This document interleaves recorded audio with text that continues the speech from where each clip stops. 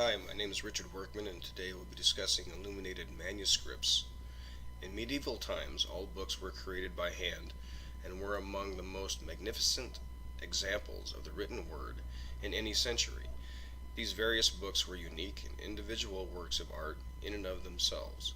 Because of their striking beauty and exceeding visual appeal, many have been considered treasures from the time of their creation to modern times. They were called illuminated as they were frequently colored with gold or silver leaf, along with the use of vivid colored inks. Their description is derived from the Latin terms illuminare, meaning to lighten up or to brighten, manus, meaning made by hand, and scriptus, meaning written or to write. The earliest examples of Christian illuminated manuscripts were the Garima Gospels from the 5th century in Ethiopia and the Rabula Gospels from the 6th century in Syria. Other cultures and religions, such as Chinese, Persian, Hinduism, and Islam, created illuminated text much like the manner of Western cultures. It is interesting to note that Arabic script, in which the Quran, one of Islam's most revered manuscripts, is written, is read from right to left and in consonants only in the base script, with vowels written above or below the base line. Also, unlike Christian and Asian illuminated manuscripts, which show characterizations of saints, heroes, and religious figures, Islamic texts do not have depictions of figures or animals. They also used paper, which had been introduced from China as early as the 2nd century and with more frequency than Western texts, which use parchment or vellum, which will be explained later in the development for the process of creating manuscripts. As a point of interest, the U.S. Constitution as well as the Declaration of Independence are both written on parchment. The whole process of book illumination was very time-consuming and costly, so the illuminated manuscript was a luxury item for wealthy customers, including royalty, churches, and wealthy merchants. In addition to religious texts, books concerning the natural world such as histories, chronicles, herbs, and textbooks were created around the 11th and 12th centuries during the medieval period. Many of the most famous early manuscripts were gospel books, such as the Lindisfarne Gospels, which combine the accounts of the life of Christ in one entire volume, and the Book of Kells. Most Western manuscripts were religious texts. Large manuscripts were kept in churches to inspire the illiterate masses, and smaller copies were given as gifts of prestige to class equals or in order to gain favor. Illuminated manuscripts were created in several painstaking steps by several artisans and craftsmen until the culmination of the total effort was completed in a monastery's scriptorium, or a room for writing, devoted to the writing, copying, and illuminating of manuscripts by monastic scribes.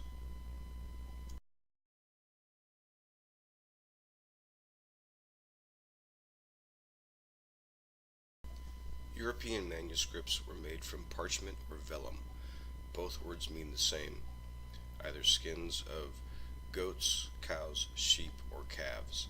Vellum, however, is usually described as a finer grade of calfskin.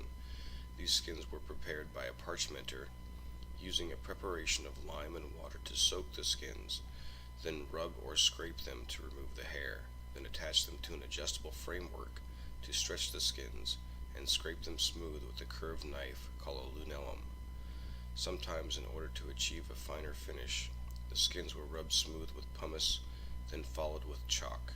A large Bible could require the use of 150 animal skins, even with using both sides of the skins.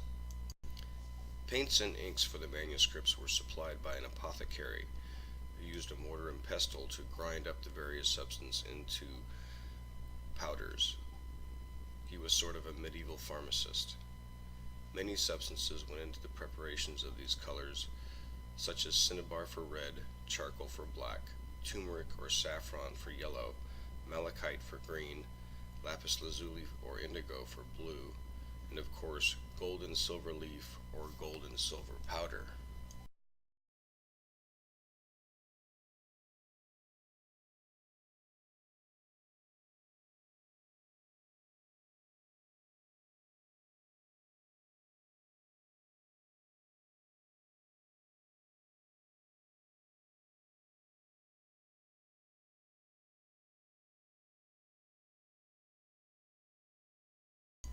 In addition to writing the text in manuscripts, scribe would also prepare the parchments for writing by ruling the pages, using guidelines to assign areas for text, and using formulas to determine the relationship between text areas and the margins, which would make anyone appreciate modern word processing software. They would plan out their initial work for new designs on wax tablets. Instead of the luxury of ballpoint pens, they used quill pens made from either goose or swan feathers that had been clipped or split. Here we see the various stages of trimming a feather to make a quill pen. The point had to be right in order to achieve the desired effect.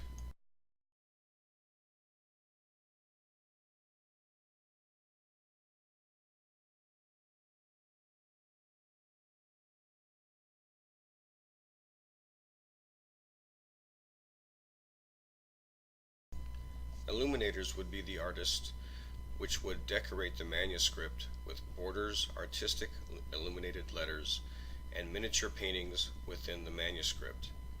They would map out which design went where, in what emphasis and composition in relation to the text, and decide which colors to use and when illumination was to be used.